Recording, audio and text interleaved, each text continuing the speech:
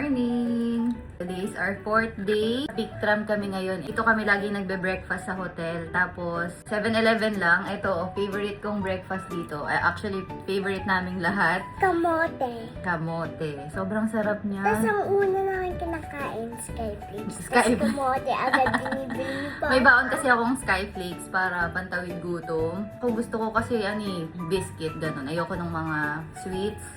Kapag ka nagugutom ako, Skyflakes talaga ang staple na nasa bag ko. And egg tart. Nakain na namin yung dalawa kagabi kaya alam namin na masarap siya.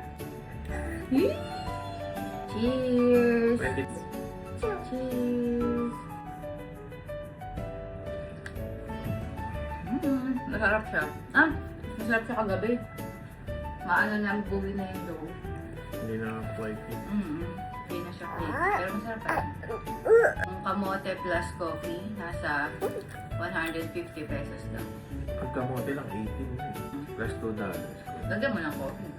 Ang sarap din nito. Yan na ako. Yan. Pak! No, pak. Pak! Ganan!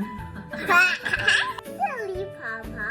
May milk sirigan galing sa grocery. May grocery sa tapat nito. Grocery, 7-Eleven. May Cafe de Coral. Cafe de Coral ang kinainan natin, diba? Okay siya. Yung Cafe de Coral, okay lang yung presyo. And malaki yung serving. Mahal yung food court dun sa may City Gate. Yun. Tsaka nag-noodles na kami dito. Masarap yung sabaw, tsaka yung anong tawag Pork.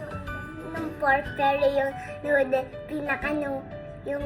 pinaka-noodles hindi. Sige, yun sa Hong Kong yun. Additional.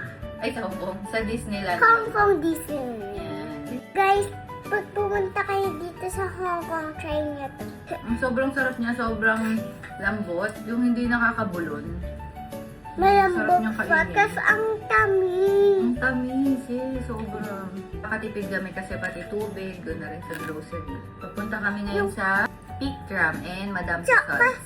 Itong mga octopus cards pala, hindi siya yung sa Klook. And kapag ganitong klaseng card, hindi na siya refundable. Yung laman niya hindi na refundable. Kaya dapat sakto lang yung laman niya. Sarap ng view natin. Nga